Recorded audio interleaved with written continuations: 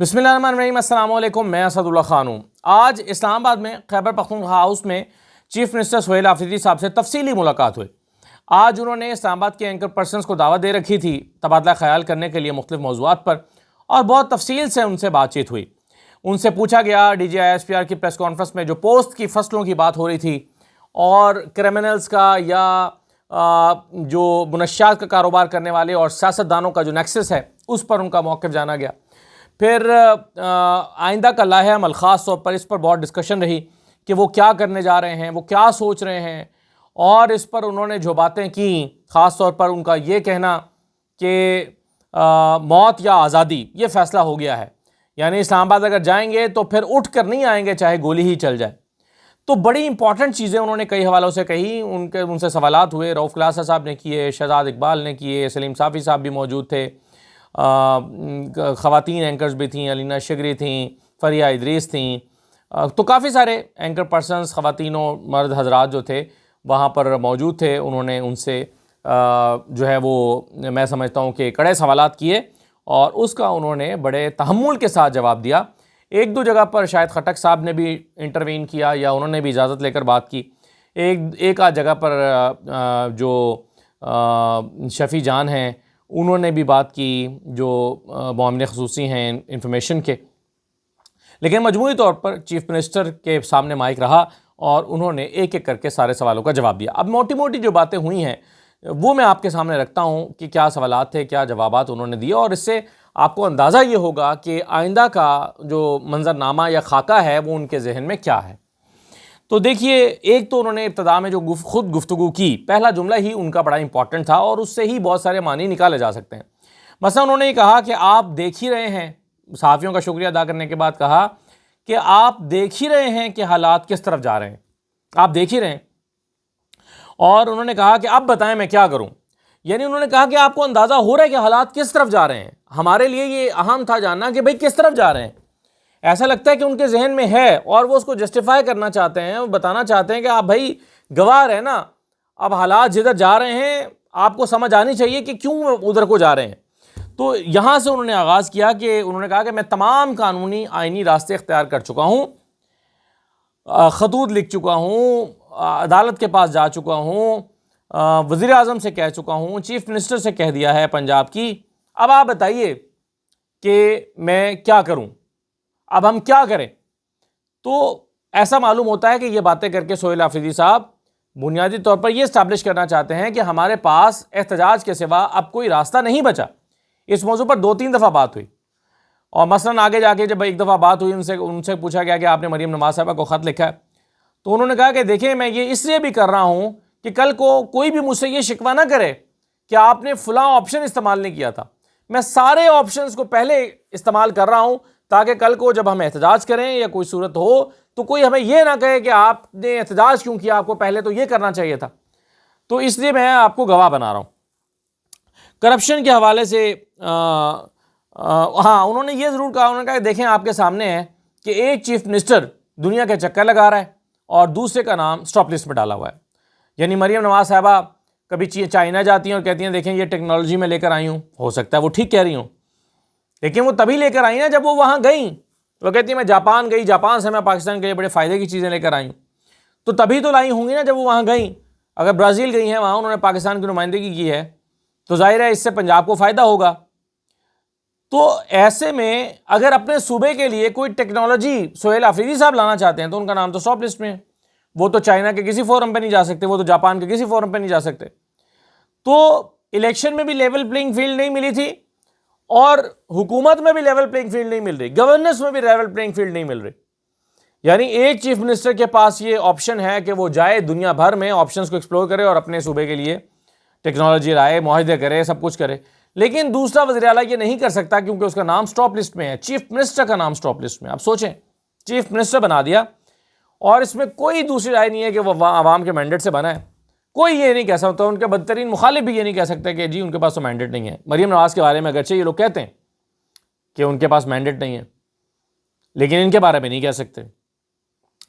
تو اب وہ کہتے ہیں کہ جی میرا نام اسٹاپ لسٹ میں ڈال رکھا ہے۔ کرپشن کی بات ہوئی، انہوں نے کہا کہ جی کرپشن کے حوالے سے، بلکہ انہوں نے سوال نہیں ہوا تھا یہ یہ انہوں نے خود گفتگو کرتے ہوئے کہا کہ کرپشن کے حوالے سے زیرو ٹالرنس ہے، اور انہوں نے کہا کہ میں آپ سے کہتا ہوں اگر آپ کو بھی کہیں نظر آئے کوئی اسکینڈل ملے، کوئی آپ نشاندہی کریں، میں اس کے خلاف سخت کارروائی کروں گا۔ تو کرپشن پر انہوں نے کہا کہ زیرو ٹالرنس ہے، کرپشن پہ کوئی دوسری رائے نہیں ہے، کوئی بات نہیں ہو سکتی۔ میں نے ان سے سوال کیا ابتدا میں ہی، شروع کے 2-3 سوالوں میں نے ان سے کہا کہ دیکھیے مجھے ایک بات یہ سمجھ نہیں آ رہی کہ آپ ٹیمپریچر کو بہت اوپر لے جا رہے ہیں۔ مثلا آپ جلسوں میں یہ کہہ رہے ہیں کہ یہ دہشت گردی خود ساختہ ہے، آپ یہ کہہ رہے ہیں کہ جلسوں میں کھڑے ہو کے کہ جی یہ غلطی سے نہیں ہمارے لوگ مارے جاتے آپریشن میں، جان بوجھ کر معصوم لوگوں کو ٹارگٹ کیا جاتا ہے تاکہ دہشت گردی برقرار رہے اور تاکہ یہاں پر امن قائم نہ ہو۔ تو میں نے کہا کہ آپ جس جگہ پر ٹیمپریچر کو لے جا رہے ہیں مجھے یہ سمجھائیں کہ آپ کی پالیسی کیا ہے، آپ اس کو کسی ٹینجیبل چیز میں کیسے کنورٹ کریں گے۔ وہی بات جو میں 3-4 دن پہلے ویلاگ میں بھی کر رہا تھا، میرے ذہن میں یہ بات ہے۔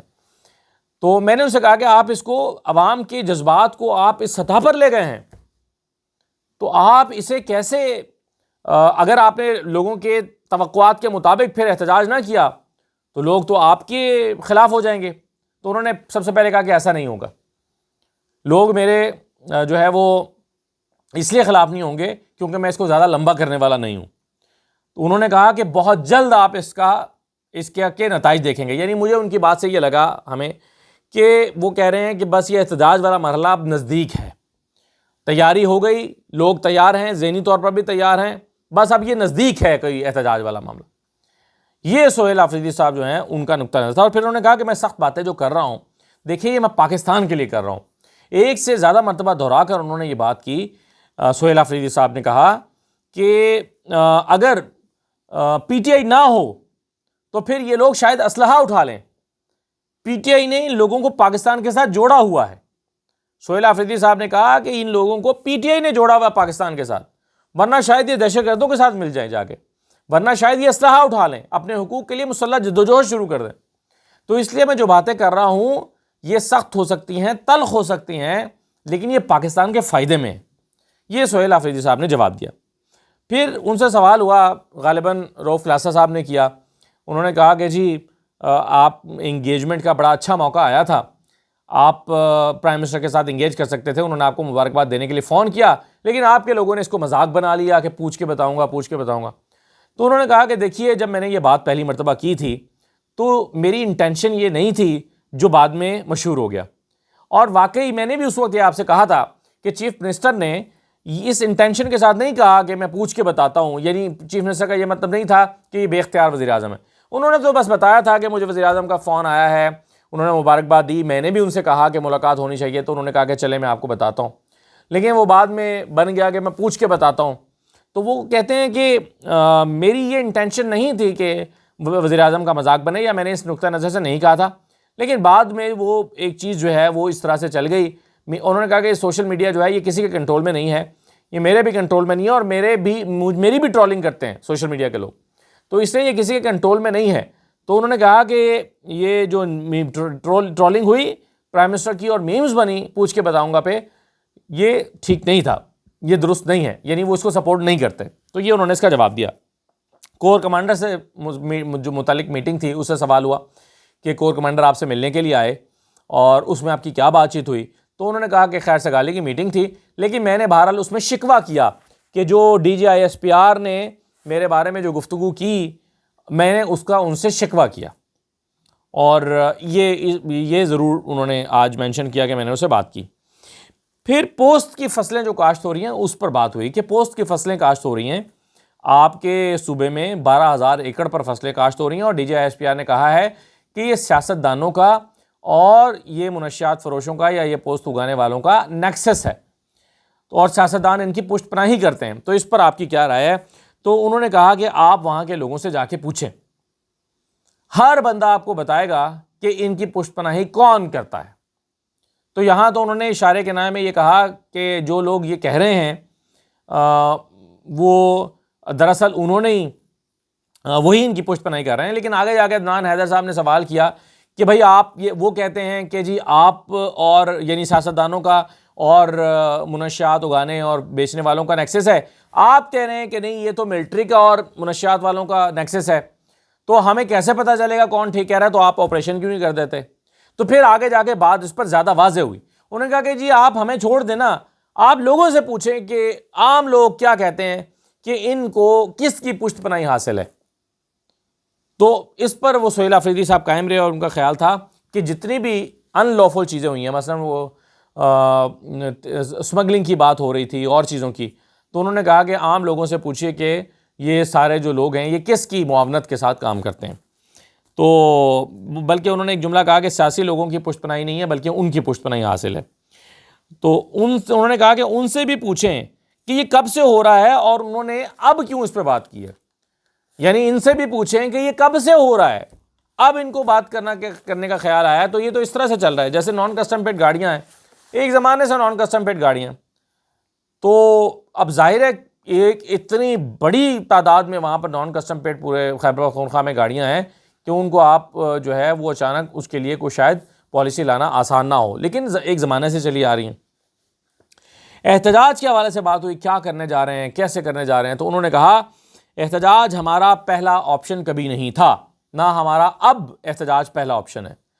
ہمارا پہلا آپشن احتجاج نہیں ہے, ہم تو احتجاج سے پہلے کئی مراحل میں چیزوں کو ٹھیک کرنا چاہتے ہیں, لیکن چونکہ ہو نہیں پا رہی تو اب بتائیں ہمارے پاس آپشن کیا بچا ہے. ملاقات کرنا چاہتا ہوں, عمران خان سے ملاقات ہو نہیں رہی, بتائیں ہمارے پاس کیا آپشن بچا ہے.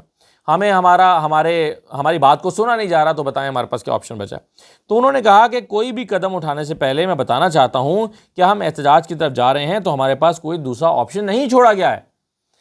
اور یعنی جتنے آپشنز کو انہوں نے ایکسپلور کیا, مریم نواز کو خط لکھا, وزیر اعظم سے بات کی, چیف منسٹر کو خط لکھا, اسلام آباد ہائی کورٹ میں گئے, چیف جسٹس کو خط لکھا, اسلام آباد ہائی کورٹ میں بھی گئے, بہت سارے فورمز کو انہوں نے, سیکرٹریز کو, چیف سیکرٹری داخلہ کو خط لکھا, سارے آپشنز کو استعمال کیا. تو انہوں نے کہا کہ میں آپ کو بتانا چاہتا ہوں کہ ہمارے پاس کوئی آپشن نہیں بچا. پنجاب میں کے بارے میں سوال ہوا کہ آپ تو احتجاج کے لیے نکل آئیں گے, کیا پنجاب بھی احتجاج کے لیے نکلے گا, کیونکہ آپ لوگوں کا شکوہ ہوتا ہے کہ آپ آتے ہیں اور پنجاب نہیں آتا. تو انہوں نے کہا کہ پنجاب احتجاج کے لیے ضرور نکلے گا, وہ بہت سیانے ہیں, یہ لفظ انہوں نے استعمال کیا, وہ بہت سیانے ہیں, وہ ضرور نکلیں گے. اور انہوں نے کہا کہ وہ پہلے بھی 8 فروری کو نکلے تھے, لیکن انفارچونیٹلی ان کے مینڈیٹ کو تسلیم نہیں کیا گیا. اور پھر انہوں نے کہا کہ لوگ تیار ہیں, صرف کال کا انتظار ہے, لوگ تیار ہیں. کب نکلیں گے یہ سوال ہوا, تو انہوں نے کہا کہ زیادہ دیر نہیں ہے. ہم یعنی احتجاج کی ڈیٹ کال آ سکتی ہے, اڈیالہ کے اندر سے آ سکتی ہے, باہر سے آ سکتی ہے, لیکن زیادہ دیر نہیں ہے. پھر ان سے سوال ہوا کہ گولی چلی تو آپ پھر واپس چلے جائیں گے, یہ سوال پہلے بھی ان سے ہو چکا ہے. تو انہوں نے کہا کہ جی واپس نہیں جائیں گے, آزادی یا موت. یعنی پچھلے سال جب آپ آئے تھے, علی امین گنڈا پور تھے, تو اس وقت علی امین گنڈا پور صاحب گولی چل گئی, وہ بشرا بیبی کو لے کے واپس چلے گئے اور پھر پیچھے سے لوگ بھی چلے گئے. تو انہوں نے کہا کہ جی بیٹھیں گے, گولی کھائیں گے, چھوڑ کے نہیں جائیں گے, یا آزادی یا موت. یہ انہوں نے کہا کہ جی ہم نے کرنا ہے. طالبان کی واپسی پر بہت بات ہوئی, بار بار بات ہوئی, ہر تھوڑی دیر کے بعد ہوتی رہی. اس پر انہوں نے کہا کہ جی ہم اس کے مخالف تھے, وہی بات دہرائی انہوں نے. ہم نے تو اس پر بڑا اختلاف کیا تھا, یہاں تک کہ عمران خان صاحب کو کنونس کیا گیا تھا کہ طالبان کو واپس لا کے بسانا چاہیے. باجوہ صاحب نے, جنرل فیض نے عمران خان کو کنونس کر لیا تھا. لیکن جب خیبر پختونخوا کے لوگوں نے اس پر سخت رد عمل دیا, مراد سعید نے دیا, ہم لوگوں نے وہ کہتے ہیں کہ جس پر رد عمل دیا اور کہا کہ جی بالکل ایسا نہ کیا جائے, تو پھر عمران خان نے بھی اس کو گو سلو میں ڈال دیا تھا اور بعد میں پھر نئی حکومت نے آ کر اس پر عمل درآمد کیا. تو یہ انہوں نے سہیل آفریدی صاحب نے کہا. پھر انہوں نے کہا کہ ایک جنرل کی ایک پالیسی ہوتی ہے, وہ چلا جاتا ہے, پھر دوسرے کی دوسری پالیسی ہوتی ہے, پھر تیسرا آتا ہے تو اس کی تیسرے کی نئی پالیسی ہوتی ہے. تو ایسے نہیں چلے گا, ہم سے بات ہو, ہمارے ساتھ بیٹھیں, پھر پالیسی بنائیں. یہ نہیں ہے کہ ہر جنرل اپنی پالیسی لے کر آ جاتا ہے. یہ انہوں نے کہا. اسٹیبلشمنٹ کے حوالے سے بات کرتے ہوئے انہوں نے کہا کہ یہ سب ڈرامے بازیاں ہیں, یہ سیاستدانوں سے زیادہ سیاستدان بنے ہوئے ہیں. یہ بات انہوں نے کہی اور سخت بات تھی ظاہر ہے. انہوں نے کہا کہ یہ سیاستدانوں سے زیادہ سیاستدان بنے ہوئے ہیں, یہ سب ڈرامے بازیاں. پوسٹ والا سوال دوبارہ ہوا. انہوں نے کہا کہ دیکھیں ہیمپ کی پروڈکشن کے حوالے سے ہم نے قانون سازی کر رکھی ہے. جو میڈیسنس کے لیے میڈیکل پوائنٹ آف ویو سے ہیمپ کاشت کی جاتی ہے, اس کا ایک پروٹوکول ہے, اس کا ایک پروسیجر ہے. وہ عالمی ادارہ صحت کے جو ہے وہ اس کے اوپر وہ جو ایس او پیز ہیں وہ لگتے ہیں. تو انہوں نے کہا کہ جی اس حد تک ہم صرف کرتے ہیں. اس کے علاوہ انہوں نے کہا کہ میں نے بہت ساری جگہوں پر خود اس کے خلاف کارروائیاں کی ہیں اور جتنی کارروائیاں میں نے کی ہیں اس سے پہلے کسی نے نہیں کی۔ پھر انہوں نے کہا کہ اس کی اس کی سیاسی سرپرستی نہیں ہے بلکہ ان کی اپنی سرپرستی ہے، یہ پھر انہوں نے کہا۔ اور انہوں نے کہا کہ ہم کسی بھی قسم کی منشیات کے لیے زیرو ٹالرنس کی پالیسی رکھتے ہیں، یہ سہیل آفریدی صاحب نے کہا۔ دہشت گردوں کو واپس لانے کے بعد سے میں نے آپ کو بتا دیا، انہوں نے کہا کہ میں کہ اس وقت یہ ڈسکشن میں آیا تھا، لیکن میری ذاتی رائے تھی اور اب بھی ہے کہ اگر دہشت گردوں کے لیے یا طالبان کے لیے نرم گوشہ رکھیں گے تو یہ ہمارے سر پہ چڑھ جائیں گے، یعنی وہ سمجھتے ہیں کہ ان کے لیے زیرو ٹالرنس کی پالیسی ہونی چاہیے۔ لیکن وہ کہتے ہیں کہ بلکہ شاید خٹک صاحب نے کہا بیچ میں، انہوں نے کہا کہ دیکھیں فلاں جگہ پر دہشت گرد مارے گئے، کسی نے اس پر سوال نہیں اٹھایا، یعنی ڈرون اٹیک ہوا، دہشت گرد مارے گئے، کسی نے سوال نہیں اٹھایا۔ انہوں نے کہا کہ سوال وہاں اٹھتا ہے جہاں پر کرکٹ گراؤنڈ پر حملہ ہوا یا گھر پر حملہ ہوا، تو جہاں پر آپ معصوم لوگوں کو مارتے ہیں سوال وہاں اٹھتا ہے۔ دہشت گردوں کو آپ نے انہوں نے 2 واقعات کا بتایا کہ فلاں جگہ پہ ڈرون اٹیک ہوا، تو کسی نے اس پر کوئی اعتراض نہیں کیا، دہشت گردوں کو ماریں کوئی اعتراض نہیں ہے، اور عام لوگوں کو اگر آپ ماریں گے تو اس پر ظاہر ہے پھر ایک رد عمل آتا ہے۔ ہری پور میں ان سے پوچھا گیا کہ آپ نے دھمکی کیوں دی کہ جی صبح کا اجالا نہیں دیکھیں گے، تو انہوں نے کہا کہ جلسے میں ایک یعنی ایک ماحول بنا ہوتا ہے، اس میں میں نے یہ ضرور کہا، لیکن میرا کہنے کا مطلب یہ تھا کہ آپ اپنی پوسٹ پر صبح کا اجالا نہیں دیکھیں گے، یعنی صبح ہونے سے پہلے آپ کو آپ کی جو ذمہ داری تھی اس کے حوالے سے کانسیکوینسز فیس کرنا پڑیں گے۔ تو انہوں نے کہا کہ میرا مطلب یہ تھا کہ رات کو کرو گے تو صبح کا اجالا نہیں دیکھو گے، یعنی صبح کا اجالا اس پوسٹ پہ نہیں دیکھو گے، اگلے دن دفتر نہیں آ سکو گے۔ یہ ان کا کہنا تھا کہ میں نے اس پوائنٹ آف ویو سے کہا تھا اور میرے جملے کو غلط لیا گیا، یہ انہوں نے اس پر کہا۔ بلکہ انہوں نے کہا کہ دھاندلی کرنے والے جو ہیں ان پر تو بہت سخت ایکشن ہونا چاہیے، ان پر آرٹیکل 6 لگنا چاہیے، کیونکہ وہ آئین کی خلاف ورزی کر رہے ہیں، وہ جو عوام کی جس کو وہ نمائندگی دے رہے ہیں اس کو وہ چینج کر رہے ہیں، تو وہ بہت سخت جرم کر رہے ہیں، ان پر تو آرٹیکل 6 لگنا چاہیے۔ عمران خان کے حوالے سے کہا گیا کہ پوچھا گیا کہ تاثر ہے کہ آپ ان کی فیملی جو ہے انٹروین کرتی ہے اور وہ آپ کو ہدایات بھی دیتے ہیں، تو انہوں نے کہا کہ مجھے الٹا فیملی کی طرف سے یہ پیغام بھیجا گیا ہے کہ اگر کوئی یہ بھی ہمارا نام لے کر کوئی فیور مانگے تو اسے بالکل انکار کر دیں، ہم کسی کو سفارش کے لیے نہیں بھیجتے۔ تو انہوں نے کہا کہ بالکل زیرو جو ہے وہ مداخلت ہے عمران خان کی فیملی کی پولیٹکس میں یا خیبر پختونخوا کے افیئرز میں۔ رؤف کلاسہ صاحب نے ایک سوال کیا، انہوں نے کہا کہ 13 سال سے کیا کارکردگی ہے، چھوٹے بچے ہم اسلام آباد میں دیکھتے ہیں کہ انہوں نے کہا کہ ہمارے بچوں سے زیادہ پیارے بچے ہیں، اور جابز کرتے ہیں، کوئی جوتے پالش کرتا ہے، کوئی گاڑی پہ کپڑا مارتا ہے، تو ان لوگوں کو جاب اپرچونٹیز کیوں نہیں ملی اور یہ چھوٹے بچے کیوں وہاں سے بھاگ کر اسلام آباد میں آ کے یہ کام کر رہے ہیں؟ تو اس پر پہلا جملہ تو انہوں نے کہا کہ چلیے شکر ہے اسلام آباد میں ہیں تو زندہ تو ہیں، قبائلی علاقوں میں ہوتے تو شاید ڈرون میں مارے جاتے ہیں۔ لیکن ساتھ ہی انہوں نے پھر کہا کہ دیکھیے یہ زیادہ تر لوگ جو ہیں یہ قبائلی علاقوں سے آئے ہیں اور قبائلی علاقے 20 سال سے امن مانگ رہے ہیں، جب امن ہی نہیں ہوگا تو کہاں سے تعلیم ہوگی، کہاں سے دیگر اپرچونٹیز ہوں گی، کہاں سے کاروبار ہوگا؟ بلکہ انہوں نے ایک جگہ پہ کہا کہ پہلے ہمارے قبائلی علاقوں میں بیگری جو تھی وہ نہ ہونے کے برابر تھی، تو اب خواتین بھی مانگ رہی ہوتی ہیں، خواتین بھی بیگری کر رہی ہیں۔